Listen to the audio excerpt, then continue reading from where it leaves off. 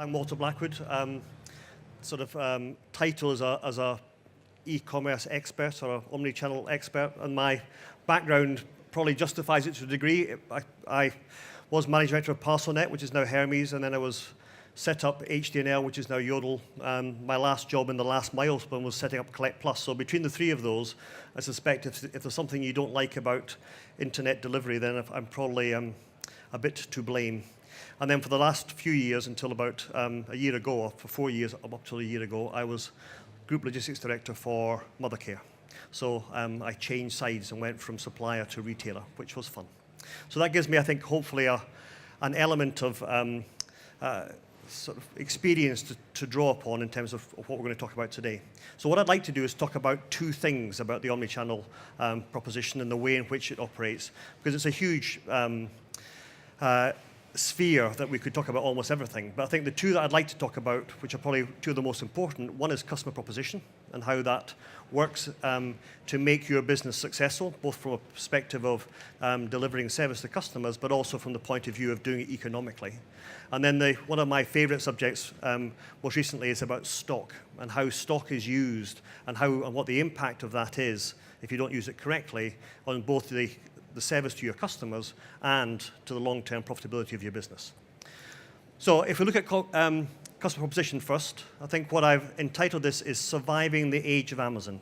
Because I think a lot of the conversations we have around what should propositions be are driven by the kind of overpowering impression that Amazon is taking over the world and setting customers' expectations in a way that we find difficult, or many retailers find difficult to match and to manage. And it's a process that we've got to understand how we're going to do that. Because it's undoubtedly true that when you look at what Amazon offer in terms of delivery propositions in the UK, it's kind of out there as the leading light. So you can do everything. You can get free delivery, you get one-day delivery, priority, you can get evening deliveries, you can get deliveries to locations, to collection boxes, so you can select from a wide range of delivery services, and if you happen to be an Amazon Prime customer, to you it's free. So that sets a fundamental expectation in the market, which is different from the many years ago when I started in the mail order business, and it was kind of 14 to 21 days was the kind of expectation.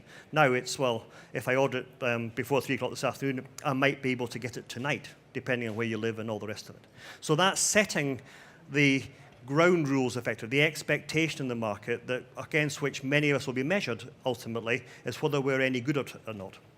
And it's not just Amazon. If you go to ASOS and you see the same sorts of thing, reflecting the same range of services that they are looking to offer to entice them to buy from that particular brand and doing it successfully. So it sets those kinds of positions that we need to think about how do we deal with that.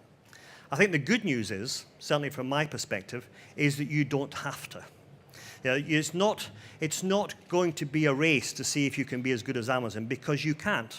Not unless you've got millions and millions of things to dispatch, whether you've got the investment to put into those warehouses, whether you can actually buy the contracts and have the volumes to allow you to access the kind of delivery services that Amazon can do economically because of their size, their scale, and the position they have in the marketplace. So I think if you try to do that, and I've had numbers of conversations with web marketing managers and so on in the past that says we want to be like them, we want to be like Next, we want to be like Amazon, we want to be like ASOS, and so on. Well, that's fine if that's the size and scale of the business you are, but the vast majority of the UK businesses are not that big, they're not that scaled, so they cannot compete on a toe-by-toe basis to say, I'm going to do all the things that they do. Otherwise, ultimately, your proposition will fail and so will your economics of your business.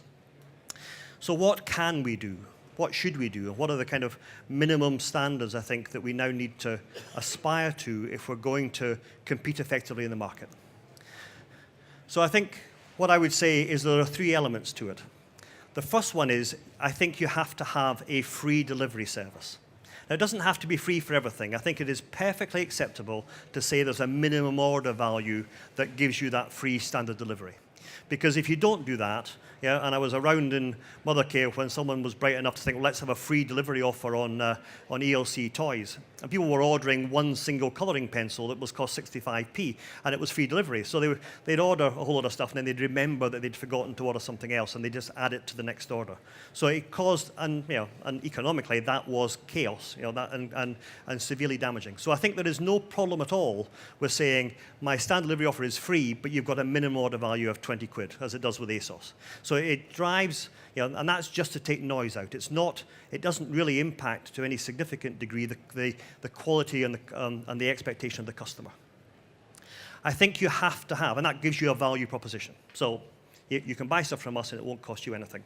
You're going to have to wait 2 or 3 days, but that's probably okay. I think you also have to have an express offer of some sort. Because that gives you and defines your service proposition. You can buy from us today, we'll deliver it tomorrow. I think we need to be careful not to get too hung up on the cutoff point, because cutoffs are not just about what you can do in your warehouse. It also depends where your warehouse is in relation to the carrier that you're using and where the sort center is, where you're going to access their network, how you're going to do that effectively. So if you happen to be a reasonable sized business, but you're in Wales or you're in Norfolk or you're in Devon and Cornwall or almost anywhere in Scotland, your ability to access very late cut-off times for next-day delivery are hugely limited, because you're going to have to go, to trunk your parcels down into a sort center. That sort center's got to pack your parcels. It's got to get it back out again to the depots in your area. If you're huge, like Next, then you can take your parcels straight to the local sorting office, and you can get very late cut-offs. Or if you happen to, be right next to one of the main Hermes hubs, as a number of other customers are, as boohoo.com are, then you can get in there late because you've only got a 20-minute journey to get there. But if you're 3 or 4 hours away from that sort center, then that automatically degrades the ability to offer a late cutoff for next-day delivery. But I don't think it matters, because what people are buying most of all in next day is not an immediacy of thing. It's a certainty of when it's going to come. So if you order before 4 o'clock or 5 o'clock, you'll get it tomorrow. If you order at 6, you'll get it the day after. And as long as you're clear about that, then I think the expectation of the customer is properly managed, and they will find that acceptable.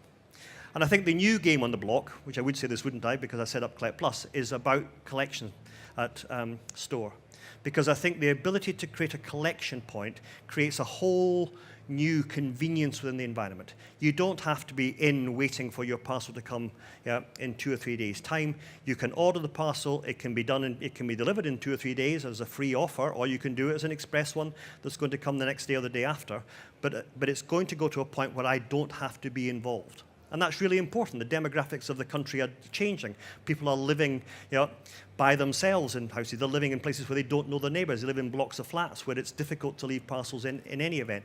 They are just living busy lives, both mothers and fathers working and so on. So the ability to offer a convenient service that allows the customer to trade with you, I think, is now becoming an essential part of the overall proposition. And indeed, as some of the retailers have been talking over the last couple of days, it's the fastest growing part of nearly everybody's e-commerce or omni-channel growth. It is the ability to deliver to a store or to an independent collection point or a locker or whatever. But that's where nearly all of the growth is. So I think it's now become a must-have. And if you haven't got that as part of your proposition, then you need to think about how you're going to get that. Now, of course, a lot of customers do it by default. They use Royal Mail and Royal Mail packet services, and that defaults to the post office anyway, and that's becoming a de facto collection point, just as a way as Collect Plus or the Hermes packet shops are in other networks. So I think the proportion of those is only going to increase over time. And of course, you need to, there may be other things that you think you need. And of course, if your customer base or your product, can support it, then yes, and you've got the volumes, then, the time-banded services, all of those other elements are fantastic for the customer, and the customer appreciates having them. And that's something that, if you can afford to do it, it gives you that bit of kudos, it gives you that bit of extra edge against your competitors. But bear in mind that the purpose of doing it, from the carrier's perspective, is not so much to give you a better service. That is a byproduct. The critical element from the carrier's perspective is that the parcel is delivered. and it's not taken back on the van. It's not put back on. So all of the carriers, even if you're not using collection points in the process, are finding different strategies in which they are going to get that parcel delivered to the customer that day and not put back on the van. So that could be delivered to a neighbor, it can be left in a secure place. Worst case, it's dumped on your doorstep or thrown over your garden fence. But in essence, the fundamental purpose is to ensure that when your parcel is offered for delivery from the first time, it doesn't go away from that house. It is actually delivered and it sticks. And how your carrier is going to apply those methods to make sure that it works, to make sure that parcel happens, you need to understand. You need to be able to understand that from the base of your customer. Because if your customer phones up and says, I didn't want it left around the back, I didn't want it left with a neighbor, and you haven't understood that that is the likeliest outcome of a delivery, then it's a problem that you need to share. And I think that's where the things that you need to do within this environment to actually be successful. I think the most important one is to, first of all, is to organize for it, to understand the elements of the process. So it's not just about what happens on a doorstep that's going to be, it's what happens right through the chain of events. So you've got a web environment, you've a warehouse environment, you've got the delivery itself, you've got the systems that you're going to use. And if you haven't aligned those in such a way that everyone understands what their roles and responsibilities are, then the likelihood of the process failing increases. So there's no point promising something in a web environment or a nice fancy sort of front end, and then suddenly find that your warehouse can't support it or your carrier isn't going to be able to do that. So the alignment of the whole of the organization around the proposition that you are putting in front of your customers is a critical part of the success. And if you don't do it, then you increase costs, you increase the likelihood of failure. I think the other element that is becoming hugely significant is the ability to communicate effectively to the customer. We've dispatched your parcel, we haven't dispatched your parcel, it's on its way, it's about to be delivered, and so forth. If you leave the customer in the dark, especially if you happen to be shipping most of your parcels on a 2 or 3 day service, then if you're leaving it with a question mark, then you're going to drive concerns. The uncertainty makes you phone up. Where's my parcel? Am I going to get it tomorrow? I know you said it's coming on Tuesday, but am I going to get it then? And doing that undermines the individual's confidence in you as a retailer and you as a service provider to be able to deliver that effectively. So building confidence through effective communication is another key element, especially in this world of instant Facebook and Twitter and all the other elements that go around social media. So it's critical that you're communicating effectively. And I think you also have to recognize that it isn't always going to work. There's an awful lot of moving parts in a process that goes from the point of order through the stock management and the WMS systems that you're operating in your warehousing or through your third parties, and then through a courier network that's or a carrier network that's complex. So it will not happen 100% of the time, and when it fails, then it is your responsibility to recover elegantly. To find a way of communicating and fixing the problem on the customer's behalf that they recognize that you have made that effort and fixed it for them, rather than have them phone 5 times to complain about something and then you don't, well, we're going to have to go and find it out from the carrier and then do all those things. So the important and the critical point when it fails is to find a way of recovering it such a way that the customer's confidence in you as a business has actually increased and not decreased. So the next piece, which I think is probably, certainly I think in the omni-channel space, is becoming, I think, one of the critical elements within the debate and the dialogue. Because the management of stock now, I think, gives us, within an omni-channel environment, is giving us a logistics challenge that we haven't had before, or not in quite the same way as we're having to deal with it now. When, historically, I'll go through the impact of stock first. So the impact of stock in the supply chain is fundamental. It drives so many things around your operational efficiency and effectiveness and the profitability of the business that you need to be able to manage it accordingly. So stock will drive availability, and availability will drive your ability to provide a good quality of service to your customer. Because if you haven't got the stock that's on your bright, shiny web page, then it's a problem. And if you're not going to show the stock, then you've got empty pages. So it's the most disappointing thing in the world to go onto a web page and find that they haven't got it in your size. So there's a real drive, particularly in the online element of this, that you have high availability. Now, if you stock 26 T-shirts in a shop and one of them hasn't turned up in that shop, the customer doesn't know. There's still lots of T-shirts there. There's still things on the shelves. But in your web environment, if you haven't got stuff, they notice because they're going in and looking specifically for the products that they're looking to buy. I think the costs that are driven by stock are the ones that you would all understand. If you've got too much stock, you're using your working capital. It's driving in warehousing costs because you've got to put it somewhere. So if you don't sell it through and you've got loads and loads and SKU proliferation, so you've got lots more of it, then you're building an overhead into your business all the time that becomes more difficult to maintain. And of course, if you haven't got enough stock, then the ability to consolidate into parcel deliveries becomes harder and harder, or if the stock is in the wrong place. So somebody orders 4 things, and instead of you being able to put it into a parcel and hitting 1 delivery charge, you've now got to pick 2 from here and 1 from there and 1 from somewhere else. And the cost of shipping that and the impact of that is critical. So you've got this balance between having, and so the thing that happens is you've got this cost of having it, so you don't want too much, but if you haven't got enough, then you've got an increased cost of actually fulfilling the customer's requirements. You've got returns as a form of stock. And I think one of the things that you need to recognize as you move into direct shipments in particular, is that the returns element of it is going to be your biggest, or one of your biggest stock questions. So if you've got a returns rate of 30% and you want to sell 100, you're going to have to ship 146. Because you're going to get, you're going to send out 30 and then you're going to get 100 and you're going to get 30 of them back. Now, unless you're going to throw them away, you've got to ship them again because you still want to sell 100. If you think you're going to get demand of 150 units and you buy 150, then you're going to run out of stock very quickly within the overall, or you're going to have too much stock. So understanding the return cycle and how you manage it is critical in the overall impact of stock.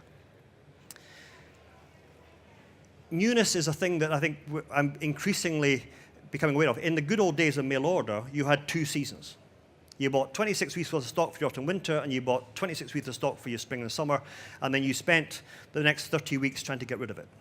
And of course, you had lots of cycles around that in terms of promotions and sales and all the rest of it. But now what people want to do, because they're competing with the ASOSes of this world and the high street retailers, where if you're in that kind of fashionable market, is that you've got to be bringing new stock in all the time. And of course, turning your stock so you haven't just bringing all the new stock in on top of the old stock is one of the critical things that you have to do with this environment. Otherwise, your warehouse will start to bulge at the seams, and you have to work out a way of getting rid of it. And that drives net realization. Because in a retail environment, you kind of got a fixed cost. You know what your stores are going to cost you, you know broadly what your staff are going to cost you, and you know what your stocks cost you. So intake margin becomes one of the key things you think about. Have I got enough margin to cover all those costs? But of course, the costs in the omnichannel environment are variable. So the more you have to ship, the more you have to work at it, the more you have to work at getting that turnover in, the more cost is increased. And the more that you have to promote and discount to get rid of the stock you didn't sell, the margin is reduced. And so at the end of the day, your net realization is impacted dramatically unless you've got control of your stock from the beginning to end. And you're selling it through in such a way that you maintain your margin throughout the cycle of the stock. And if you get it all wrong, so you haven't got enough stock, or you've got too much stock, and so you're not putting newness into it, your brand reputation begins to suffer. Now, it didn't used to matter very much, again, when it was 10% of your turnover, but when it isn't, when it's 50% of your turnover, or 35%, as John Lewis is saying today, then the ability to maintain this process not only impacts profitability, but ultimately demonstrates to the customers your brand and your brand equity. It's fresh, it's new, it's modern, it's dynamic, you can trust it, and so forth. So a lot of the things, and they all come back to the ability for you to manage stock effectively. Because in the good old days, it was a bit simpler. The red lines, the thick ones, are kind of how it used to work. The top one says, see in store, buy in store, collect from store. That's shopping. You just go in and you shop. And the next one down, which says see on website, buy online, deliver to home, that's e-commerce. So those were the two things, and we always knew what you were doing with them, and it was always kind of never the twain should meet. So they were very often separate warehouses. If they were not separate warehouses, there were separate parts within your warehouse, and you managed those two streams of activity, one of which is about distribution, the other one which is about fulfillment, yet you managed them in different ways. It was different stock. It was processed differently. But what we've now got is this increasing mix of things that says, it isn't straightforward. So your people are seeing it in store, buying it online, delivering it to a collection point. They're seeing it on the website. They're going in to look at it in the store, and they're buying it in the store, and then they're having it delivered to home. So the whole thing gets mixed up. And of course, if you try and move through that process and you try to follow where the physical stock is, it becomes increasingly difficult, because it used to be two physical stockpiles. You just move them from one to the other. But now you've got distribution warehouses sending things into stores for collection. And that becomes a bit bizarre. Or you've got people going into the store and then buying things that aren't in the store because you're using it as showrooms.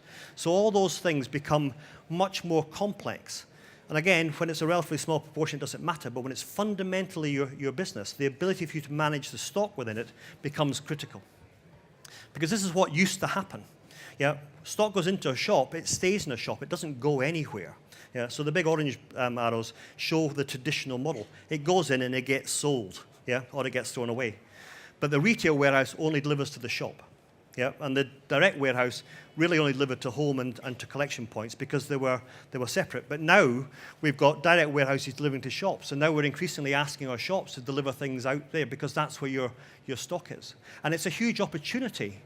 Because each of those three stockpiles used to be, let's say, 25% of your total stock was in your retail environment, maybe 50%, and maybe 25% sat in a retail warehouse and 25% sat in a direct warehouse. But now these stocks are all being used for the same thing. Increasingly, people are buying in shops and expecting your direct warehouse to deliver that product. So do you put the stock out of the retail warehouse and into the direct warehouse, or do you leave it where it is in the shop and so forth? So understanding, and if you don't do it right, it becomes dramatic in terms of the impact on your business. And understanding how returns go, because now you've got returns coming back to the direct warehouse, that was the old-fashioned way, but you've also got returns going back to shops.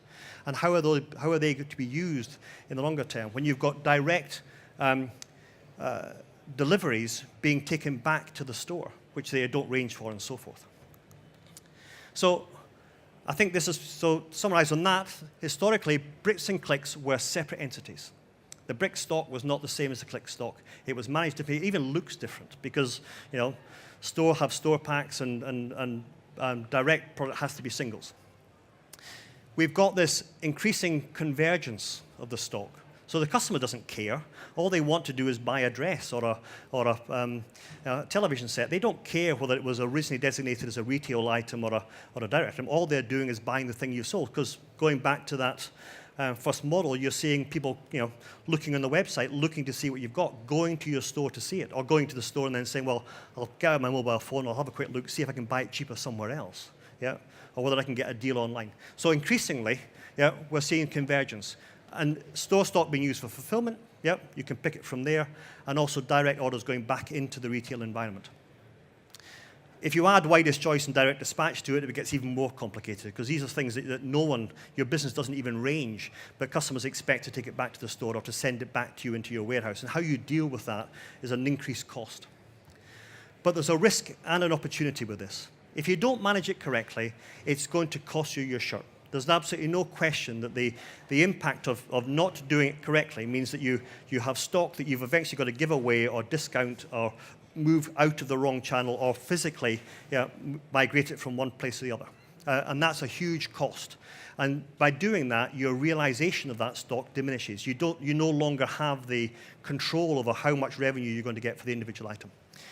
But if you manage it properly, the convergence of the two elements, particularly within the omni-channel, if that's what you've got, is a huge opportunity. Because this is what allows you to, I know I've got one of those in the shop. I know you were going to order it from us, and you're going to have it, but you can pick it up today. Or I can deliver it from the store to your house this afternoon. So I can do a range of things on the same day by using that stock more flexibly.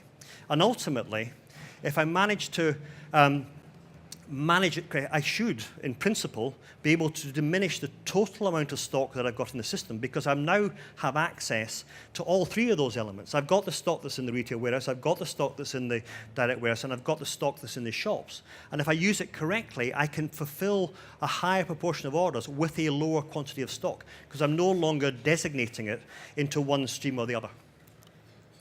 And I think this is a picture of a shop just to kind of demonstrate the point. It happens to be a mother care shop, but that's by chance. So what you're seeing here is that there's not an awful lot of space here. Yeah? So there's not loads of empty shelves waiting for all those returns that have been ordered online and are all coming back in. So if something comes back in that needs to be put out to be sold, you've got to find a space for it. And it's quite possible that in a store this size that you haven't got enough space. You haven't got a location. So you'll find a corner that's got loads of crap in it. All the bits and pieces that came back, all mixed sizes and all the rest of it. And you're not going to sell that at full value. Whereas if it had gone back to a direct retail warehouse, then, or direct warehouse, chances are you could have recovered it. But if it comes in here as your primary point, then you're going to be discounting it because you have to. You've probably got not enough room for all the cots and the pushchairs that you're going to sell, so this is a showroom. So you're wanting customers to go there and see what the cots look like and see what the pushchairs are, but you won't have all the colors, you won't have all of the range that you have available to them, but this store can order that for you very directly. And of course, you've got these blocks of promotions. And these are a wonderful thing in the retail environment of Black Friday. You're saying, well, all right, let's say they're not toys, but if you have the toy environment, when you've got a block set like that, people are ordering online because you've got 50% off that particular product and saying, well, I'll deliver it, I'll get a free delivery, I'll take it to store. But that store's got hundreds of them. So you could have just picked it there. You didn't need to spend £3.50 picking it in a warehouse and £3.50 to ship it to the store. You could have picked it there. And the customer could have come down and picked it up that afternoon because it would have, and that's a much more efficient system. But you've also got to be concerned that if they do that and your web environment puts out a promotion that says we're going early on this because we want to get web demand, and that store strips out all of those promotional items, then when people come in the next day to buy one, in the good old-fashioned shopping way, there isn't any stock left. It's all been allocated to the e-commerce environment. So there's a lot of challenges there, and how to manage it effectively and to manage that stock effectively is the critical issue. So, in conclusion, I think in terms of the customer proposition, you have to define it correctly, and find the proposition that is right for you and your customers, and then align your organization to deliver it both efficiently and effectively. And that's easy to say, but it's difficult to do. Because at the front end, you've got marketing people and sales people and everyone else pushing and pushing and pushing to have the best service, to have the best proposition, and all the rest of it. Your organization has to be able to support it. If it doesn't, then again, as the proportion of your turnover in the e-commerce environment rises, you will lose more and more money. So it has to be aligned with your business capabilities, and if they're not good enough for your customer, then you have to change them. I think you have to start think differently about stock. Stock in a retail environment and stock in a direct environment, we kind of understand, but stock in an omni-channel environment is different.